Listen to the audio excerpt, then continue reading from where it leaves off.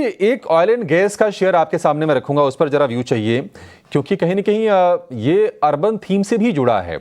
वो है गेल इंडिया का। गेल 210 से शेयर चलते चलते अभी ये 250 रुपए के आसपास पहुंचने वाला है। आपको लगता है कि ये पोजिशनल प्ले से, या फिर अगर किसी को लंबा भी रखना हो, एक बढ़िया स्टॉक हो सकता है पोर्टफोलियो में? ये बिल्कुल आई थिंक जिनके पास से बिल्कुल होल्ड करना चाहिए। आई थिंक दो तीन चीजें, एक आई थिंक जो ट्रांसमिशन वॉल्यूम्स की हम बात करते हैं गेल इंडिया के केस में, because it's a mid stream company, transmission volumes ठीक ठाक रहने की पूरी उम्मीद हम जता सकते हैं। ऑब्वियसली आई थिंक जो प्राइस रिविजन हुए हैं for few of their pipelines कुछ दिनों पहले, I think incremental benefits numbers पे देखने मिल जाएंगे as far as GAIL India is concern. जो दो चीजें आई थिंक थोड़ी नंबर्स को ओवरऑल ग्रो होने से रोक सकती है, एक है जो इनका डाउनस्ट्रीम बिजनेस है, जो पेट्रोकेमिकल बिजनेस की हम बात करते हैं। पेटकेम बिजनेस की जो प्रोडक्ट प्राइसिंग है, एंड प्रोडक्ट प्राइसिंग, ये थोड़ी अभी भी सॉफ्ट है, और इसके वजह से I think the petchem side of the business might be a little bit soft as far as overall numbers are concerned. But अगर हम sum of parts करते हैं तो कहीं ना कहीं I think growth should remain stable.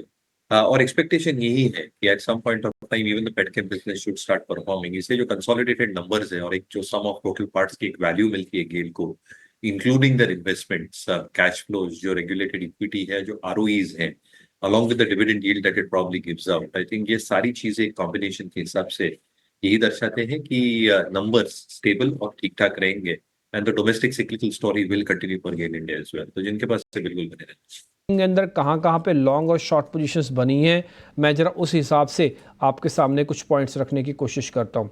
पहले आते हैं लॉन्ग साइड पे। जिंदल स्टील और जीएसपीएल तो ठीक है, वो तो बन ही रहे हैं। एक और शेयर है जिसपे बिना वॉल्यूम के तेज़ी आ रही है, वो है पेट्रोनेट एलएनजी। एलएनजी की सप्लाई वहीं से ही होती है, आपको मालूम है। इंडिया में बात बहुत ज़्यादा नहीं है, ये करीब 2 से 2.5% ऊपर है। एक बार जरा ये समझ लेते हैं, ऑल्दो ये नेगेटिव होना चाहिए था, बट डेज हाई टेस्ट हो रहा है 2 से 2.5%।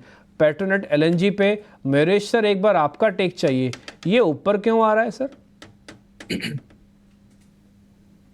तो डिम्पी आई थिंक दो तीन जो ट्रिगर्स हैं स्टॉक के लिए, एक एलएनजी प्राइसिंग को लेके इटसेल्फ, आई थिंक जो इनके लॉन्ग टर्म करार है, गैस प्राइसिंग, इनकी एक्विजिशन कॉस्ट या सोर्सिंग कॉस्ट तो ठीक ठाक रहेगी, बट अगर मिडिल ईस्ट में क्राइसिस और डीपन हो जाता है तो एक्सपेक्टेशन यही है कि आई थिंक जो दर है एलएनजी के, ये शायद बढ़ सकते हैं in terms of end product prices. कहीं ना कहीं इनकी जो कैपेसिटीज बढ़ रही हैं, Kochi terminal is ramping up its capacities to a large extent, but capex जो इन्होंने राइट टाइम पे किया है और जो regasification capacities, can expect volumes to grow significantly. क्योंकि अगर आप देखते हैं कि जो एंड यूसेज इंडिया में भी है इन टर्म्स ऑफ ईदर सीएनजी और पीएनजी पाइप गैस को लेके, या हाइब्रिड कार व्हीकल यूसेज के हिसाब से भी, कहीं ना कहीं I think volume growth should be reasonable in over the next few quarters as well. Obviously I think logistic disruptions कैसे रह सकते if this escalates in the Middle East is a question mark at this juncture.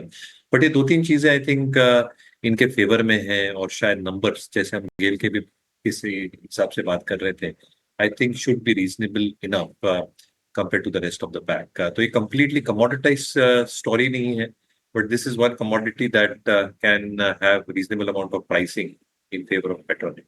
Again, dividend yield, cash flows ठीक ठाक है, इनके favour में।